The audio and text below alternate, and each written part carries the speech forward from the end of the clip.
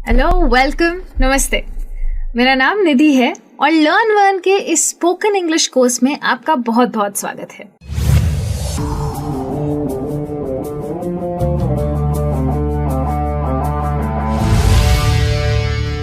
पिछली क्लास में अगर आपको याद हो तो हमने बहुत सारी चीजें सीखी थी। हमने सेंटेंसेस के बारे में सीखा था, हमने सवालों के बारे में सीखा था, एक्सक्लेमेशन मार्क्स के बारे में सीखा था और मैंने आपको ऑर्डर देना भी सिखाया था। कमांड्स कैसे देते हैं उसके बारे में हमने बात की थी। अगर आपको ठीक से याद हो तो जब मैंने आपसे इंटरोगेटिव सेंटेंसेस यानी कि जब सवालों की बात की थी तब मैंने आपसे कहा था कि इस बात पे मैं आपसे और चर्चा करूंगी। तो आज की क्लास का टॉपिक है फ्रेमिंग क्वेश्चंस एंड ग्रीटिंग्स। अब क्वेश्चंस एंड ग्रीटिंग्स मतलब कि सवाल कैसे पूछने हैं और जब आप किसी से पहली बार मिले तो आपको उनसे बात कैसे करनी है। तो उसके बारे में बात करने के लिए जल्दी से रेडी हो जाइए क्योंकि मेरा पहला सवाल ये है कि ये सवाल होते क्या है। सवाल वो है जो आप किसी से पूछते हैं। जब आप किसी से कुछ जानना चाहते हैं तो आप उनसे जो पूछते हैं उसको कहते हैं सवाल। जैसे कि अभी मैं आपसे पूछ रही हूं कि आप कहाँ जा रहे हैं, यानी कि वेयर आर यू गोइंग, तो ये हो गया सवाल। सवाल के आगे आता है क्वेश्चन मार्क, जिसके बारे में हमने पिछली क्लास में खूब सारी बातें की थी। तो अब जब सवालों की बातें करनी ही है तो सवाल ये भी पूछ लेते हैं कि ये सवाल बनाते कैसे हैं। तो ज्यादातर क्वेश्चंस जो होते हैं वो इंग्लिश में WH वर्ड से शुरू होते हैं, यानी कि इंग्लिश की ये जो लैंग्वेज है इसने सवालों के लिए भी अलग से शब्द बना के रखे हैं जिसको हम WH वर्ड्स कहते हैं। इन्हें WH क्यों कहते हैं? क्योंकि ये शुरू ही WH से होते हैं, जैसे कि why, where, when, who and how. मैं जानती हूं कि हाउ WH से शुरू नहीं होता, H से होता है, लेकिन इसकी कैटेगरी का नाम है WH वर्ड्स। जैसे कि अगर मैं आपसे पूछूं why did you not finish your homework, यानी कि अपना होमवर्क क्यों नहीं किया। Where are you off to, कहाँ निकल पड़े। When will you come back, कब तक वापस आओगे। Who are you going with, किसके साथ जा रहे हो। How will you reach there, वहां पहुंचोगे कैसे। ये सारे सवाल इंग्लिश में पूछना पॉसिबल है WH वर्ड्स की मदद से। सिर्फ इतने ही नहीं होते, काफी सारे WH वर्ड्स होते हैं जिनके बारे में एक एक करके आज आपसे बात करने वाली हूं। पर क्या सिर्फ WH वर्ड्स ही होते हैं और कुछ नहीं होता? और भी बहुत कुछ होता है। और भी वर्ड्स होते हैं इंग्लिश में, जैसे कि is, am, are, do, did, was, were, खूब सारे वर्ड्स हैं, ढेर सारे वर्ड्स हैं। जैसे कि अगर मैं आपसे पूछूं is this going to be a problem, क्या ये तकलीफ होगी। आर यू डूइंग ओके, क्या आप ठीक हैं। Do you know who said it, आपको पता है किसने बोला। Did you know he said it, आपको पता है उसने बोला। Was there a reason behind this? क्या इसके पीछे कोई कारण था। Were there no other options? क्या और कोई तरीके ही नहीं थे। नोटिस कीजिए, जब मैंने आपसे WH वर्ड्स में सवाल पूछे तो मैं बहुत क्लियर थी, क्यों, कब, कहाँ, कैसे। लेकिन जब मैं ये सारे शब्द यूज कर रही हूं तो सवाल आके अटकता है, क्या ये हुआ, क्या वो हुआ। इसीलिए ये सारे वर्ड्स अलग हैं। तो पहले तो हमें ये सीखना पड़ेगा कि ये दोनों में फर्क क्या है। अब जो क्वेश्चंस होते हैं वो भी दो टाइप के होते हैं, दो प्रकार होते हैं। एक होते हैं यस नो क्वेश्चंस, यानी कि हाँ और ना वाले सवाल। हाँ और ना वाले मतलब ऐसे सवाल जिसके जवाब हो हाँ या ना। जैसे कि अगर मैं आपसे पूछूं कि आपको पार्टी में मजा आया, did you have fun at the party, तो आप कहेंगे हाँ मुझे मजा आया, या फिर नहीं मुझे मजा नहीं आया। पर जवाब तो हाँ या ना में था ना। या फिर अगर मैं आपसे पूछूं कि why did you do this, क्यों किया आपने ऐसा, तो क्या आप हाँ या ना में जवाब दे सकते हैं। नहीं, why did you do this का जवाब आपको देना पड़ेगा काफी ज्यादा लेंथ में। क्यों किया आपने ऐसा, मैंने ऐसा किया क्योंकि मैं थक गया था। तो हाँ और ना में देना पॉसिबल नहीं है। जैसे कि वेयर आर यू फ्रॉम, कहाँ से हैं आप, तो शायद आपके जवाब में कोई शहर का नाम हो। फिर से हाँ और ना में देना पॉसिबल नहीं है। तो ऐसे सवालों को कहते हैं इंफॉर्मेशन क्वेश्चंस। इंफॉर्मेशन क्वेश्चंस का मतलब है ऐसे क्वेश्चंस जो किसी और से इंफॉर्मेशन मांगते हैं। लेकिन ये सारे सवाल पूछे कैसे जाते हैं? बहुत ही सिंपल साधारण सी टेक्निक है। धीरे धीरे इस टेक्निक की आदत हो जाएगी आपको। शुरुआत के लिए आप एक काम कर सकते हैं, आप अपना सवाल हिंदी में सोचिए। जैसे कि अगर आप मुझसे पूछना चाहते हैं क्या वो खुश है, क्या वो लड़की खुश है, अब उसका जवाब इंग्लिश में सोचिए। अगर उसका जवाब है हाँ वो लड़की खुश है, तो आपका जवाब होगा शी इज हैप्पी। अगर शी इज हैप्पी मेरा जवाब है, तो अब बस करना यह है कि शी और इज को अदला बदली कर देनी है। तो सवाल क्या हो जाएगा? Is she happy? Answer she is happy. है ना सिंपल। सिर्फ और सिर्फ इज और शी को मैंने इंटरचेंज किया और कुछ भी नहीं किया। लेकिन ये सिंपल तो इसीलिए था क्योंकि इसके पास था इज। इज है ऑक्सिलरी वर्ब। अब ऑक्सिलरी वर्ब क्या होते हैं, कैसे होते हैं, इसके बारे में बहुत सारी बातें करनी बाकी है अभी। लेकिन अभी के लिए ये समझ लीजिए कि ये जो is, am, are, do, does, was, were है ना, ये सब हमारे दोस्त हैं, हमारी मदद करने के लिए होते हैं सेंटेंसेस में।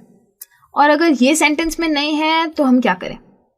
जैसे कि यहाँ पे एक सेंटेंस है, आई प्ले क्रिकेट। मैं क्रिकेट खेलता हूं, पर यहाँ पे तो कुछ भी नहीं है, इज भी नहीं है, एम भी नहीं है, आर भी नहीं है, कुछ नहीं है। तो मैं क्या करूं? इसका सवाल कैसे बनाऊं? इंटरचेंज क्या करूंगी? तो कुछ भी इंटरचेंज नहीं करना है। आई प्ले क्रिकेट को वैसा का वैसा रहने दीजिए। आगे फुल स्टॉप हटा के क्वेश्चन मार्क डाल दो और सेंटेंस के पहले डाल दो डू। तो सवाल हो गया, डू आई प्ले क्रिकेट? है ना आसान।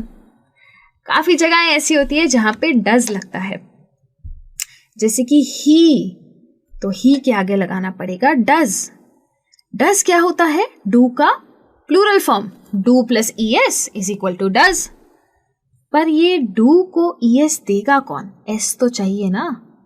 तो एस हम ले लेंगे प्लेस से। सेंटेंस देखिए, ही प्लेस क्रिकेट, एस निकाल लिया प्लेस से, दे दिया हमने डू को। तो सेंटेंस क्या बन गया? Does he play cricket? Question mark. इतना आसान है सवाल बनाना। सिंपल क्वेश्चंस आप इस तरीके से बना सकते हैं। पर जब मैं WH वर्ड्स की बात करती हूं तो ये बहुत ही स्पेसिफिक क्वेश्चंस होते हैं, बहुत पर्टिकुलर क्वेश्चंस होते हैं। WH वर्ड्स के प्रकार बहुत सारे हैं। मैं आपसे काफी सारे WH वर्ड्स आज डिस्कस करने वाली हूं। और सबसे पहले मैं शुरू करूंगी हु से। हु यानी कि कौन। जब मैं किसी से ऐसा सवाल पूछना चाहती हूं जिसमें मैं जानना चाहती हूं कि वो इंसान कौन था, या जवाब किसी का इंसान में हो, किसी का जवाब हो और वो जवाब में इंसान हो, तब मैं कहूंगी हु। तब वो सवाल मैं शुरू करूंगी हु से। यानी कि अगर मैं आपसे पूछना चाहती हूं कि आपकी टीचर कौन है, हु इज योर टीचर, और आप कहेंगे my teacher is Nidhi ma'am, तो हु का जवाब हुआ निधि मैम। निधि मैम कौन है? इंसान है ना। तो हु जो होता है तब मैं इंसानों के लिए यूज करती हूँ। सिर्फ और सिर्फ कौन, कौन जब मुझे पूछना है तब मैं यूज करूंगी हु। वैसे he who was that man, कौन था वो आदमी। हो सकता है आप कहें कि वो आदमी मेरा प्लम्बर था। That man was my plumber. बात हुई किसकी? इंसानों की, तो यूज किया हु। उसके आगे होता है वेयर। जैसे हु हम इंसानों के लिए यूज करते हैं, वैसे वेयर हम जगहों के लिए यूज करते हैं। जब जवाब कोई जगह के बारे में हो तब सवाल में पूछा जाता है वेयर। जैसे कि वेयर डू यू लिव, कहाँ रहते हैं आप। तो अगर कहाँ रहते हैं आप सवाल है तो जवाब क्या होगा? I live in Ahmedabad, I live in Mumbai, I live in Chennai. बहुत सारे जवाब हो सकते हैं, पर जगह का नाम है ना। ये अहमदाबाद, मुंबई, चेन्नई, बैंगलोर, ये सब तो जगहों के नाम है। तो जवाब जब मेरा प्लेस में है तो सवाल हो जाता है वेयर। जैसे कि मैं आपसे पूछ सकती हूँ where are you coming from, मतलब कहाँ से आ रहे हो। तो आप कहेंगे मैं अपने घर से आ रहा हूँ, I am coming from my home. या फिर मैं आपको फोन लगा के पूछूं वेयर आर यू, कहाँ हैं आप, तो आप कह सकते हैं कि मैं घर पे हूँ, I am at my home. तो जब भी मैं एक ऐसा जवाब एक्सपेक्ट कर रही हूँ जिसमें मैं जगह का नाम जानना चाहती हूँ, तब मैं यूज करूंगी वेयर। वेयर के बाद एक और WH वर्ड है जिसके बारे में आपसे बात करूंगी और वो है व्हाट। व्हाट मतलब क्या। ये जो क्या होता है ये हम काफी जगहों पे यूज करते हैं। इसकी कोई कैटेगरी नहीं होती, लेकिन जब मैं इंसान के बारे में पूछना चाहती हूँ तब मैं आपसे हु में यूज कर रही हूँ। जब मैं बात करना चाहती हूँ जगह की तब मैं कह रही हूँ वेयर। जब मैं किसी चीज की बात करना चाहती हूँ तब मैं यूज कर सकती हूँ व्हाट। जैसे कि मैं आपसे पूछ रही हूँ व्हाट इज द टाइम, समय क्या हुआ है।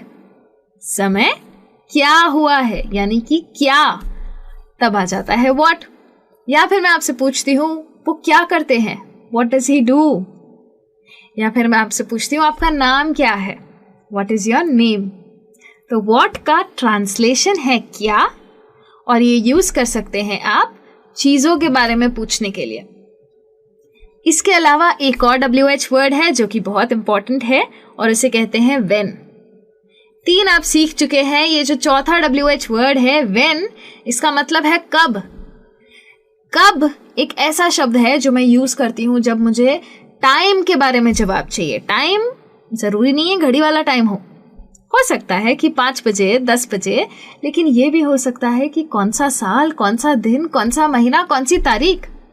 जब मेरे जवाब कुछ ऐसे समय में आने लगे तब मैं यूज करूंगी व्हेन। जब मैं एक्सपेक्ट करती हूँ कि कोई मुझे बताए कब, तब मैं यूज करूंगी व्हेन।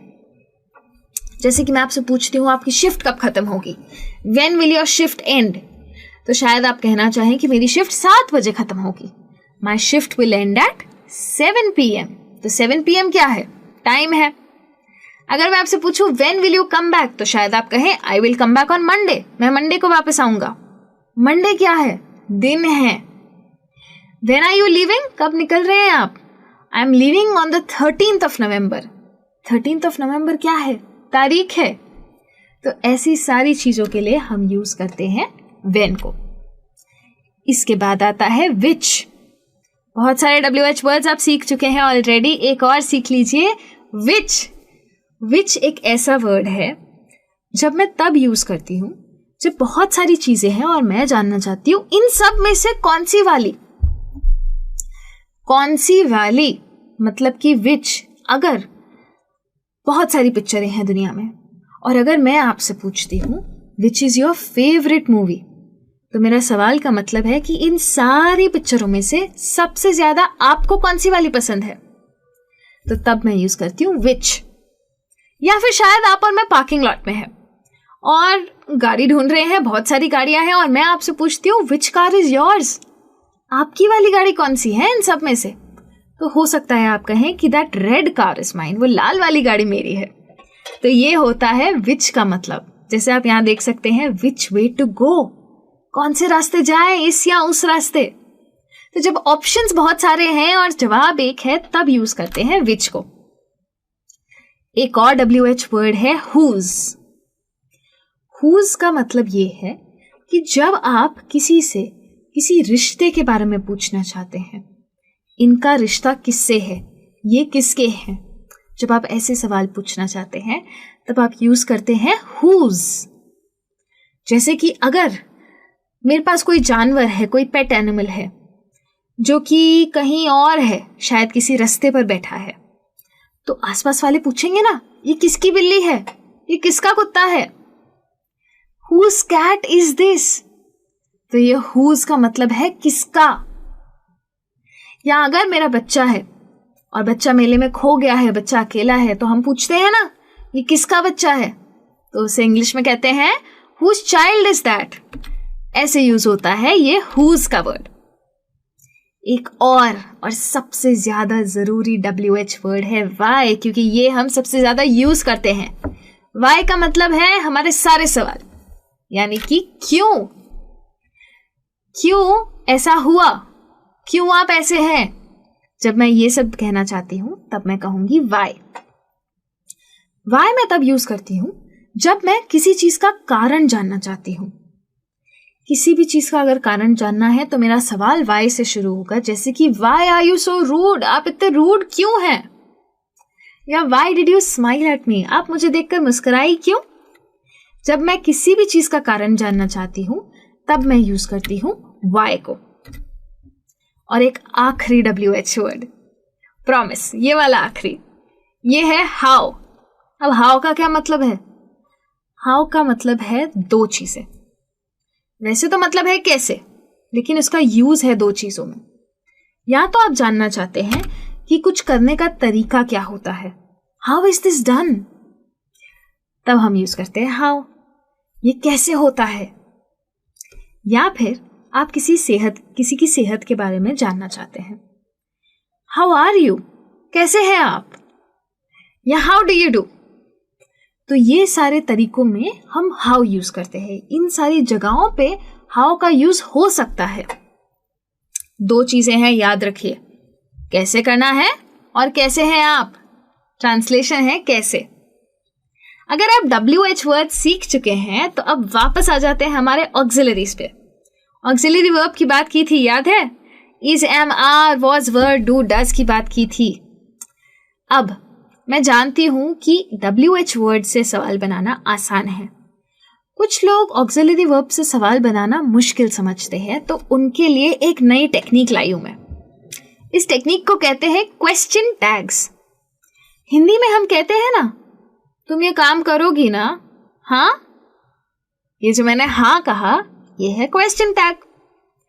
जब भी मैं एक स्टेटमेंट को क्वेश्चन में बदलना चाहती हूं और मैं उस स्टेटमेंट के आगे छोटा सा सवाल लगा देती हूं, तो वो बन जाता है क्वेश्चन।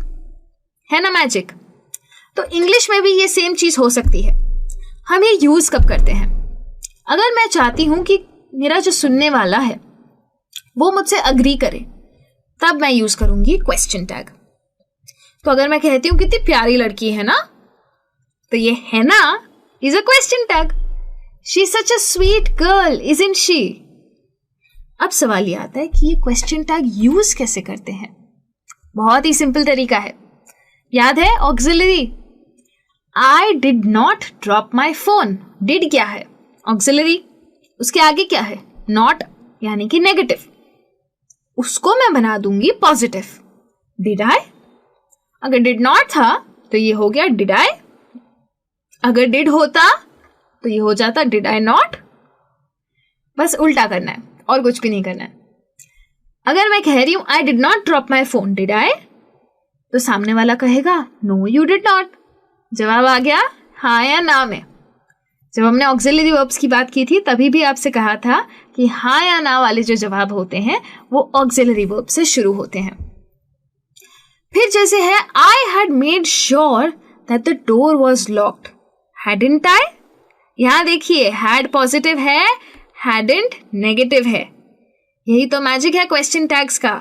बहुत ही आसान है इनको यूज करना। अब बात करते हैं थोड़ी और टेक्निक्स की। जब हम क्वेश्चन टैग्स की बात कर ही रहे हैं तो हमें यह भी पता होना चाहिए कि जब स्टेटमेंट पॉजिटिव है तो क्वेश्चन टैग हो जाता है negative. You are late, aren't you. Aren't मतलब आर नॉट, ये हो गया नेगेटिव। लेकिन अब क्या करें? ऑक्सिलरी तो है नहीं अगली सेंटेंस में। अगली सेंटेंस है यू स्टडी इंग्लिश। यहां पे तो is, am, are, do, does not कुछ भी नहीं है। याद है जब ऑक्सिलरी वर्ब्स की बात की थी और आई प्ले क्रिकेट में नहीं था ऑक्सिलरी वर्ब, तो हमने क्या डाला था? डू। तो डू ही आएगा हमारी सहायता करने। तो हम ये समझेंगे कि यहां डू है, यू डू स्टडी इंग्लिश, और बन जाएगा नेगेटिव, डोंट यू। तो डू का बन गया डू नॉट, यानी कि डोंट यू। तो अगर ऑक्सिलरी वर्ब नहीं है तो हमारी सहायता करने आएंगे डू और डज। अब अगर सवाल आपको क्लियर है, जवाब आपको क्लियर है, तो टाइम आ गया है कि बात की जाए ग्रीटिंग्स की। अब ये ग्रीटिंग्स क्या होती है? मैं जानती हूं कि आपको ग्रीटिंग्स के बारे में पता है। हम इंडियंस का सबसे बड़ा तरीका लोगों को ग्रीट करने का है नमस्ते। जब मैं आपसे पहले बात करती हूं तो मैं भी आपसे कहती हूं नमस्ते। ये हमारा पोलाइट तरीका है लोगों को ग्रीट करने का। इंग्लिश लैंग्वेज में और भी ढेर सारे तरीके हैं ग्रीट करने के। तो आज मैं आपसे उन सारे तरीकों की बात करूंगी और थोड़ी मदद आप भी करेंगे फिर मेरी। अब अगर मैं आपसे कहूं कि आप ऑलरेडी जानते हैं ग्रीट कैसे करना है और करते भी हैं, शायद रोज करते हैं, यकीन नहीं हो रहा? सच में करते हैं? अच्छा आप बताइए, फोन उठा के सबसे पहले आप लोगों को क्या कहते हैं? कहते हैं ना हेलो। ये हेलो क्या है? ग्रीटिंग ही तो है। इंग्लिश की एक ग्रीटिंग का नाम है हेलो। तो जब भी हम किसी से मिलते हैं, किसी से बात करते हैं, तो हम लिखते हैं, हम कहते हैं हेलो। किसी को लिखते हैं तभी भी हम कह सकते हैं हेलो। बस एक रूल है ग्रीटिंग्स का, जब भी किसी से मिलो और ग्रीट करो तो चेहरे पे एक बड़ी सी मुस्कान रखो, क्योंकि अगर आप स्माइल नहीं करेंगे तो सामने वाला भी सोचेगा ये कैसा हेलो है, इनका खुशी भी नहीं है इनको मुझसे मिलने की। इसीलिए स्माइल करना बहुत जरूरी है जब आप ग्रीट कर रहे हैं किसी को। अब ग्रीटिंग्स की भी तो टाइप्स होती है ना, इंग्लिश में हर चीज के प्रकार होते हैं, तो ग्रीटिंग्स के क्यों नहीं? ग्रीटिंग्स में टाइप कुछ ऐसी है कि कुछ फॉर्मल ग्रीटिंग होती है, कुछ इनफॉर्मल होती है। फॉर्मल का मतलब ऐसी ग्रीटिंग जो शायद आप कॉलेज में, आपके ऑफिस में, आपके बॉस के आगे यूज कर सकें, और इनफॉर्मल का मतलब ऐसी ग्रीटिंग जो कि शायद आप अपने दोस्तों के साथ, अपने रिश्तेदारों के साथ यूज कर सके। अब फॉर्मल ग्रीटिंग्स की अगर बात करूं तो good morning, good afternoon, good evening, how do you do, ये सारी चीजें चलती है। और इनफॉर्मल की बात करूं तो ज्यादातर लोग कहते हैं hi, how are you, what's up, क्या चल रहा है। तो ये सारी होती है इनफॉर्मल ग्रीटिंग्स। अब मैं आपको बताती हूँ कि कौन सी वाली कब यूज करनी चाहिए, क्योंकि यही तो सबसे इंपॉर्टेंट चीज है। बॉस को जाके व्हाट्सअप थोड़ी बोलेंगे, इसीलिए जानना जरूरी है कि कब कौन सी ग्रीटिंग यूज करनी चाहिए। तो जैसे कि अगर आप ऑफिस में हैं तो आप किसी से कह सकते हैं hello, how do you do. याद रखिए ऑफिस में है, शांति से बात करनी है, बहुत एक्साइटमेंट नहीं रख सकते हैं। दोस्तों के साथ हम बहुत एक्साइटमेंट रख सकते हैं, लेकिन अगर हम ऑफिस से किसी से मिलते हैं, hello, how do you do, कुछ ऐसा टोन रखना है। अगर आप किसी से कोई सेमी फॉर्मल एनवायरनमेंट में मिलते हैं, जैसे कि आप कॉलेज के प्रोफेसर से मिले, या आप बॉस से कहीं बाहर मिले, या फिर कोई कैजुअल एनवायरनमेंट है कॉलेज में बट किसी बड़े इंसान से मिल रहे हैं, तो आप कह सकते हैं गुड मॉर्निंग, गुड आफ्टरनून या गुड इवनिंग। तब जो भी टाइम है दिन का उस हिसाब से कहिए। ध्यान देना बहुत, अगर शाम है तो गुड मॉर्निंग मत कह देना। अगर आप किसी से पहली बार मिल रहे हैं, शायद बॉस ने किसी से मिलवाया है, शायद मैनेजर ने मिलवाया है, शायद कॉलेज के प्रोफेसर ने किसी से आपको मिलवाया है, या किसी पार्टी में आप किसी से मिले, तो मिलने के बाद आप उनसे कह सकते हैं, जाते वक्त हाथ मिला के आप उनसे कह सकते हैं नाइस टू मीट यू, या फिर प्लीज टू मीट यू। इसका मतलब है आपसे मिलके खुशी हुई। तो उन सामने वाले इंसान को भी बहुत खुशी होगी जब आप ये कहेंगे। अगर आप किसी दोस्त या रिश्तेदार से मिलते हैं तो आप तो जानते ही हैं कि क्या बोलना है। हाय बोलिए, हे दैट बोलिए, हाउ आर यू बोलिए, हाउस लाइफ बोलिए। कोई भी ग्रीटिंग आप दे सकते हैं क्योंकि वो आपके दोस्त है। आप एक्साइटमेंट में बात कर सकते हैं उनसे। आप उनकी तबीयत पूछना चाहते हैं तो आप पूछ सकते हैं व्हाट्स अप, कैसी चल रही है जिंदगी, हाउस लाइफ। अगर आप किसी से बहुत लंबे समय के बाद मिले हैं तो एक बहुत अच्छी ग्रीटिंग है जो कि आप यूज कर सकते हैं। सिर्फ इनफॉर्मल तरीके से यूज करिएगा दोस्तों और रिश्तेदारों के साथ, और कहीं नहीं डालिएगा। पर बहुत अच्छी ग्रीटिंग है इंग्लिश में, उसे कहते हैं लॉन्ग टाइम नो सी। तो अगर आप फॉरेन कंट्री में जाते हैं और आपके फॉरेन दोस्त बनते हैं तो आप उनके साथ ये सब यूज कर सकते हैं। लॉन्ग टाइम नो सी का मतलब है बहुत टाइम हुआ मिले नहीं। बहुत ही अच्छा ग्रीटिंग है, काफी अच्छा लगता है सुनने में, तो एक बार कोशिश जरूर कीजिएगा। अब जब ग्रीटिंग्स की बात कर ही रही हूं तो क्या आप जानते हैं कि इंग्लिश में 50 से भी ज्यादा तरीके हैं ग्रीट करने के। कुछ तो मैं आपको यहाँ बता चुकी हूँ, कुछ आप ढूंढ सकते हैं। देखते हैं आप कितने ग्रीटिंग के तरीके ढूंढ पाते हैं। और आज तो मैंने काफी सारी बातें की ही है आपसे। यस नो क्वेश्चंस की बातें की, इंफॉर्मेशन क्वेश्चंस की बातें की, क्वेश्चन टैग्स की ट्रिक सिखाई, और फॉर्मल और इनफॉर्मल दोनों ग्रीटिंग्स की भी बातें कर ली। तो अब आपका काम क्या है? आपका काम है कि अगर कोई भी सवाल है तो जल्दी जल्दी जाइए हमारे फोरम पे। learn1.com का फोरम है, forums.learn1.com कहते हैं उसे। अपने क्वेश्चंस पोस्ट कीजिए, और आप जानते ही हैं कि आप जिस भाषा में चाहें उस भाषा में आपको उसमें जवाब मिलेगा। अगली क्लास में आपसे बात करूंगी कि एक कॉन्वर्सेशन कैसे शुरू करना है। अभी तक हाय हेलो चल रहा था, अब आगे की भी तो बात करनी है, तो उसकी बात आपसे अगली क्लास में करूंगी। जल्दी से मिलते हैं। Thank you so much and bye bye.